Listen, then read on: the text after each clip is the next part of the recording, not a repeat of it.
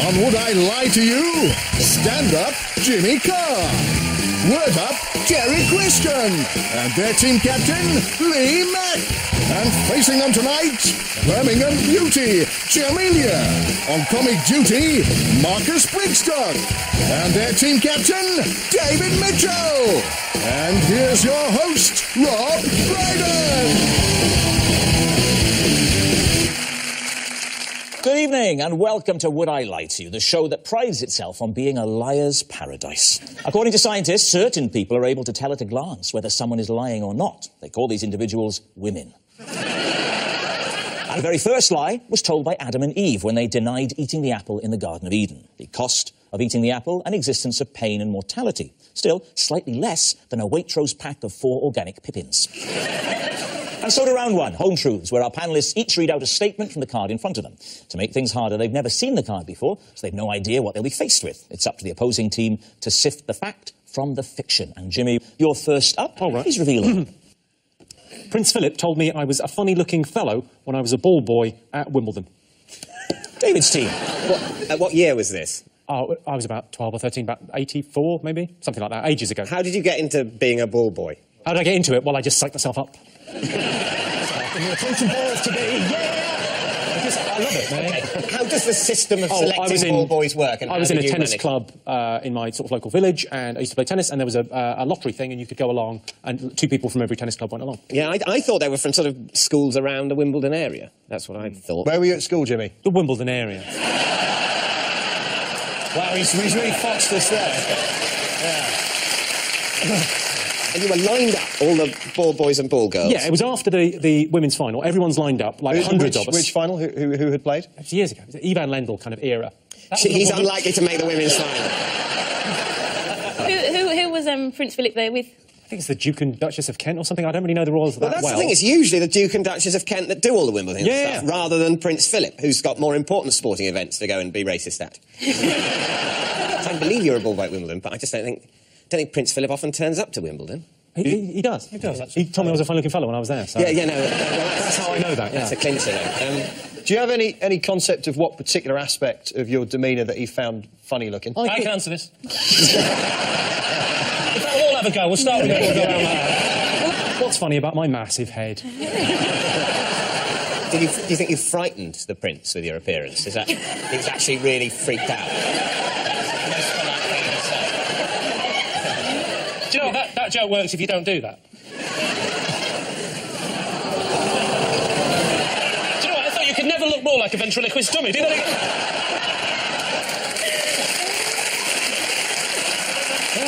You cheeky monkey! We'll go back in the box! Hey? Right, David, what do you reckon? Yeah, well... Is he telling the truth? What do you think? It could be true because of his face, but...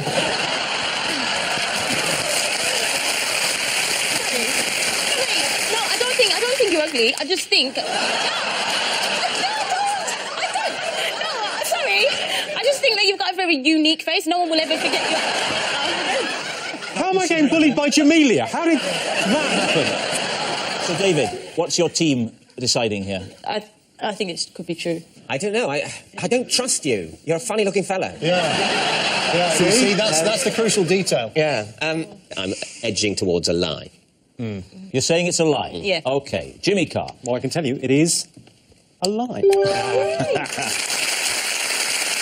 It's a lie. Prince Philip didn't tell Jimmy he was a funny-looking fellow at Wimbledon. What a moment. Perhaps the funniest man in Britain, known for his off-colour material, finally getting to meet Jimmy Carr. Amelia, you're next. OK. I once stole some toilet paper from George Michael's house. Lee? Was it new or used? Was it beside the bed on the floor crumpled up, or was it from a roll? I'm amazed he has toilet paper in his house, because he's normally at the Gents in the Park. Yeah, it was in his house. In the toilet. Not in the toilet, like, on the roll. What were you doing at George's house? It was a party. I think it was his birthday. Were any of his relatives there? You think it might. Well, what was the occasion? But it was a party. What do you have parties for? Well, I had parties for all sorts of reasons. Well, it was one of those reasons. All right. Why did you steal the paper? A memento. How much did you steal, Jamelia? What sort of quantities are we talking about here? Not like just like a square. One square? 1 square. And then you did this. That's not a square. That's an oblong. The toilet paper squares are oblong. You know, they're referred to as squares, but they're not perfect squares at all. They're oblong. They're definitely longer than they are wide. You're the only person in the world that's noticed that, David. Everyone else goes like that, just that, but not you. I say. Excuse me, darling, pass me the ruler. I think this is actually an oblong, not technically a square. Well, how long ago was it? A few years. 3, 4 years? Give me some figures. About 3 or 4 years. Oh, right, that's handy. What's Jimmy? No further questions, Your Honour. False. I think if you were going to steal something from George Michael's house, you would steal something a bit better than that. What do you want? To take a flat-screen TV? I mean, there's taking a memento, and then there's just being a thief. I think you're edging towards saying it's a lie, I suspect. I think Me and Jimmy think it's a lie, but Terry, if you're going to overrule us, then... No, I'm just going to disagree. In that way, I'll look great if you're wrong. You won't look great. Fair enough. Hey, I'm on give them your brutal quipping, not me. I'm on your team. Right, Jamelia, you're going to have a bit of brutal quipping. Go on, we'll say that's a lie, Jamelia. OK, so, Jamelia, they're saying it's a lie. Are you telling the truth? It is true. It's true. Jamelia did once steal some toilet paper from George Michael's house. I bumped into George Michael in the toilet once. We'd never met before, but he was very friendly. Marcus, you're next. Right. I worked as a podium dancer at the Ministry of Sound. You were a podium dancer at where, sorry? Yeah. At the Ministry of Sound. And what does that involve? I don't say just dancing. I mean, what did you have to wear, for example? Usually we'd get a phone call and they'd let us know if there was any colour theme. And then at certain points in the evening, they would just gather up those of us who were employed to do it and put us on a podium to get the crowd going. And what sort of tunes were you dancing to? This was early 90s, so, you know, early 90s house music. Like what? Name one. Hello. I can't help you here. I think the nature of that kind of music was that they were relatively indistinct tunes designed to create an atmosphere across the entire evening. Well, that's a stroke. But I mean, you know, well, there is an easy way to tell if he's telling the truth, which is. Would you like to show us? Not particularly.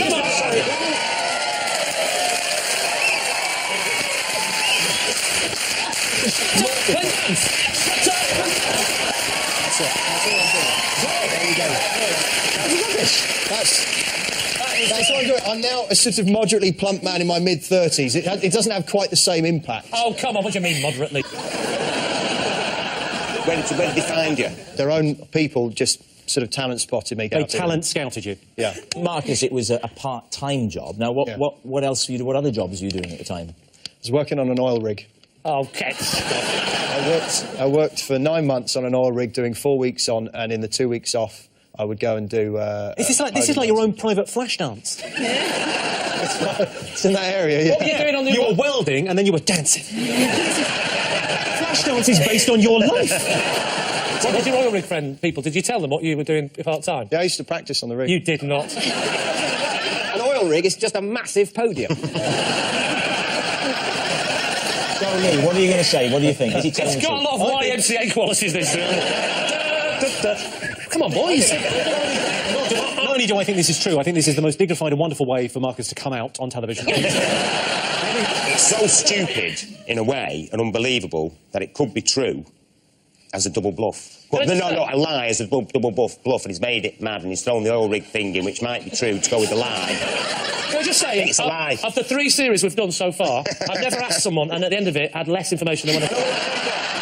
That's why you're the team captain, and I'm on the end now, getting quipped again by you both. You're like Radio 4 panel show bullies.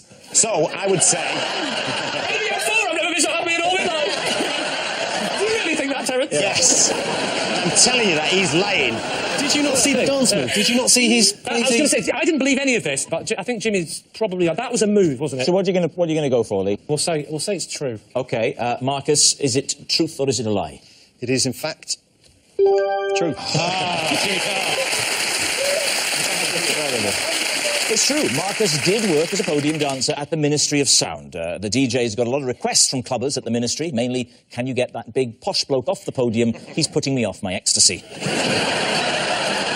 Our next round is called The Ring of Truth, in which I read out some amazing celebrity facts, and all our team have to do is decide whether they're true or not. Now then, Lee's team, take a look at this. This is my kind of town.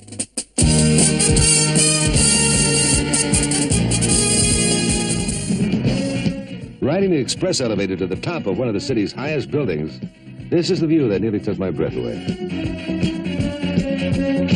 You know, it's an adventure to shop in the city. 150 market stalls display their goods, whilst over them, intense traffic pounds along the elevated inner ring road. Yes, it's my kind of town. So long, Birmingham. Here's looking at you. So here's the related fact, then, for Lee's team. Jodie Marsh has a degree in golf course management from the University of Birmingham. Now then, When you say related fact, it's not that related, is it? It was Birmingham. I don't know, there's 2 Telly Savalas's on a chest. It looks like those stuck-on ones, you know, that you can buy in the joke shop. What's famous about Jodie Marsh is that hers were actually real. Yeah, she's had an ongoing spat with Jordan over the fact that Jordan's had surgery and she hasn't. Yeah, because I've met both of them. Have you? Well, I mean, both, just Jodie both Marsh. And I kind of had a quick, you know, you can't help looking, can you? To be honest, Jodie Marsh strikes me as someone who wouldn't particularly mind people looking. You know, she's been a bit coy with rich, that she belt, gets I don't know. massively offended. Turns up like that, and someone looks at her tits, and she goes, "How dare you?" Actually, you know, I'm actually very skilled in golf course management. to get taken seriously.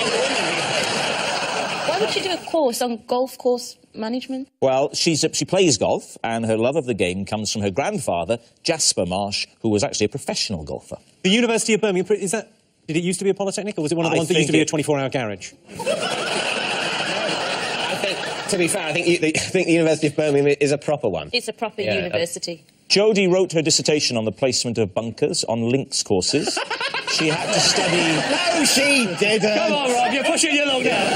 What are you going to say on this one? What do you think? I can't imagine she's got a golf course management from the University of Birmingham. Terry? I'm going to say it's a lie. OK. Well, I think it might be true. Terry's off again. But either way, I'll end up being ridiculed by my own team. What are you writing down there? It's a letter to Points of View to complain about this show. So, you're saying it's a lie? I'll say it's a lie. You say it's a lie. OK, well, it's actually a lie. See. When we all agree, you see. Jodie Marsh does not have a degree in golf course management from the University of Birmingham. Golf course management is a taxing degree. You learn all about golf course design, upkeep, groundsmanship, and then after lunch you get a certificate. Which means at the end of that round, it's David's team in the lead with 3 points.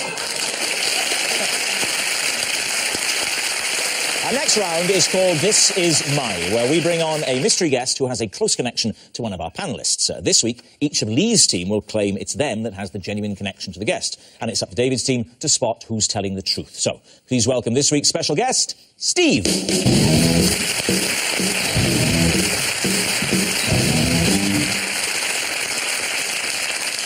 So, Terry, what is Steve to you? This is my mate, Steve, and we were actually questioned by police who mistook us both for jewel thieves. Right? That sounds incredibly plausible. Lee, perhaps you'd like to explain how you know Steve. This is Steve. We own a greyhound together that's come last in every race.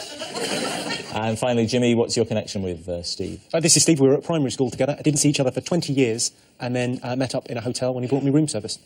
Well, there we are. You call it room service.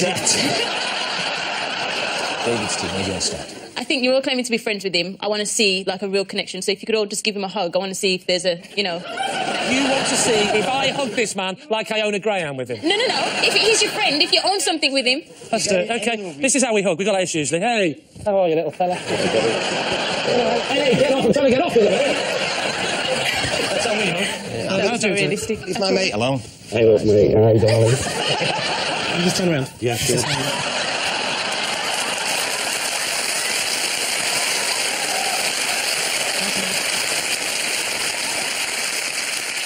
Which hotel was this, Jimmy, where... It was the Lowry in Manchester.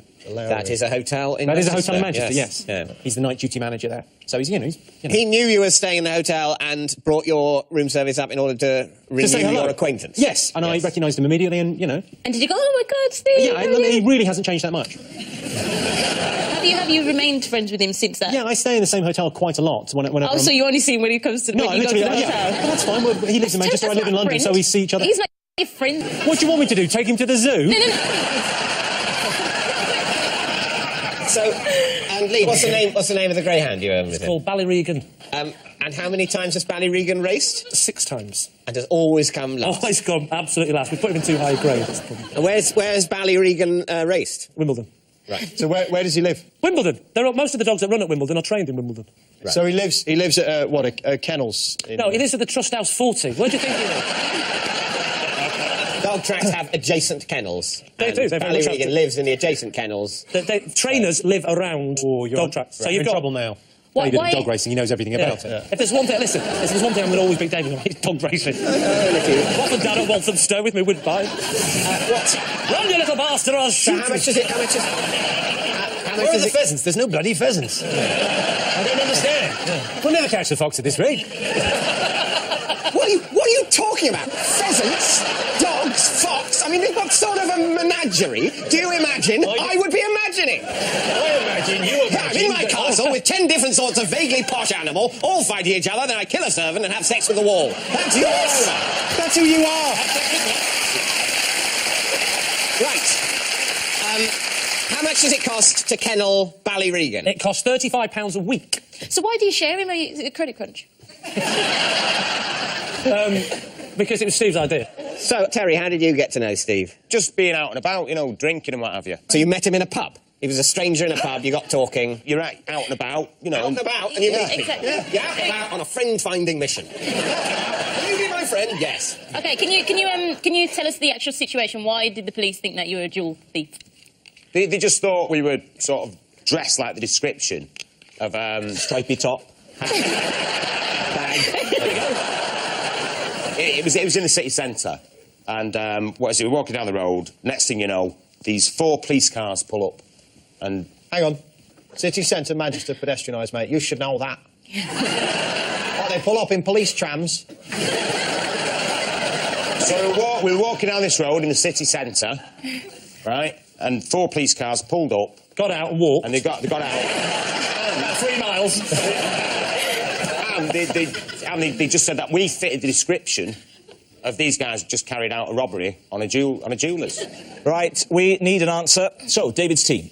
Is Steve Terry's partner in crime, Lee's partner in a dog, or Jimmy's primary school pal? OK, can I rule Terry out at this stage? Okay. I'm happy to rule And Terry I out do at this think stage. Steve looks too well groomed to be from Manchester. Jamaica, everyone, come on. Another thing as well, Lee, I think you're way too successful to have bought half a dog. I think you just buy your own greyhound. I think it's Jimmy. I think it's Jimmy. I think it's greyhound. I think I'm edging towards Jimmy, Definitely because I Jimmy. think Jimmy looked a little bit put upon when you were sort of having a go at, what a essentially bad friend he is. It's all very well, it's all for a quick sandwich in a hotel bar, but, I've got gigs and stuff, so... Isn't it? Yeah, catch you next time I'm passing through town. So, David, time to decide. Well, I think we'll go with the majority decision, which is that we You're think saying it's Jimmy. OK, well, Steve, would you like to reveal your true identity? Yeah, the truth is, me and Terry were mistaken as jewel thieves. Yes. Steve is Terry's mate, and they were questioned by the police, who mistook them for jewel thieves. Was it a pedestrianised area? No, it was in Derby, actually, not Manchester. You liar. No, I just said a city centre. He said Manchester. Thank you very much, Steve. Which brings us to our final round, quick-fire lies, in which our panellists lie not only through their teeth, but against the clock. Now, the scores are tied, so there's everything to play for, and we start with... David.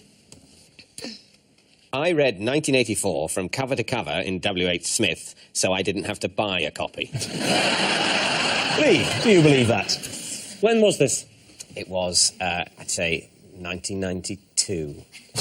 So, 8 years after it came out. Did you knock on the door at 8:30 as they opened, and you were in there till 5? Oh, this is good. Or did you pop in and read a bit at a time? I read it in a series of lunchtimes. Did you find that later on in the afternoon you were really, really hungry? I grabbed a sandwich as well. Oh, you were eating and turning at the same time? No, you can't eat sandwiches in W.H. Smith, you barbarian. What was the name of Winston's girlfriend in 1984? It's Julia, as in do it to Julia, isn't it? Yes, I think. What were you doing for a living in 1992?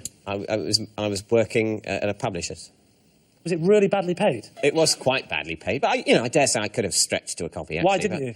Because I quite like the you like the danger? I'm living on the edge, sweetheart. I'm nipping into W.H. Smith and I ain't paying for it.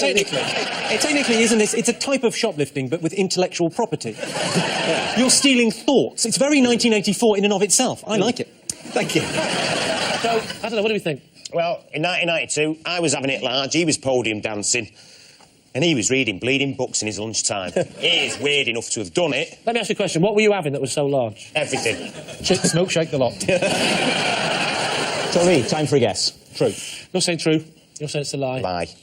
Who do I trust the most?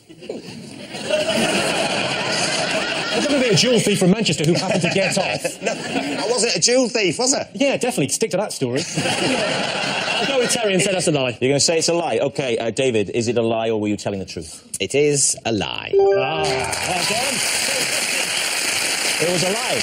Of course, the novel 1984 is where the term Big Brother comes from. The protagonist, Winston Smith, tries to overthrow a fascist regime by sitting in a room with Ulrika and the little one from Austin Powers. Next. Oh, Terry Christian. Possession. OK, there's a box under the desk, if you'd like to bring it up, and read out the card therein. Well, this is some of my hair collection that I gathered from guests who appeared on the Word. Rod Hull and Emu. MC Hammer. And Kurt Cobain's hair. All right, there we are. Where did you manage to get this hair from? I would ask the makeup women to take it off the brush. So they were brushing Emu. Well, emu have to. It kind of sheds. Would you mind if I had a look? I'd quite like to see some of MC Hammer's little curlies in a Regal packet. That phrase has never been said in the history of mankind. Well, be careful, because there's only... What are you smelling for? Smelling it smells like heroin. That's never Rod Hull's hair. Look at that. That's not even real hair. Oh, look at MC Hammer's in a little baggie in it. Oh, don't open it. That's never MC Hammer's hair, I'm telling you. Have a look at that. That's not MC Hammer's hair. I know MC Hammer's hair. This is like a really low-budget CSI. Winston little pot. Now it's turned into Antiques Roadshow. Which is, I can see you on, actually. I would have that insured for 2, maybe 3 pence. So what are you going to front for? You know, the thing that really is most convincing is that this is definitely an old cigarette packet. I think it's a big, hairy lie. But now he's doing that smile. I hate this game. I think you're going to say lie, aren't we? It's a lie. I'll agree. Right. You're saying it's a lie. OK, Terry, is it truth or is it a lie? Get your hair, baby. Lie. Yes. Oh, that's it. That noise signals time is up, and it's the end of the show, and I can reveal that David's team have 4 points, but Lee's team have romped to victory with 6 points. But it's not just a team game, and my individual liar of the week this week is Terry Christian. Terry, you can put the award on your award shelf, or as it's currently known, your shelf. Good night. What I like to use at the earlier time of 10 o'clock next Monday. An award-winning performance by Geoffrey Rush next tonight here on BBC One in biopic The Life and Death of Peter Sellers. Another Peter becomes friends with actor James Woods in the first of a Family Guy double bill underway on BBC 3 now.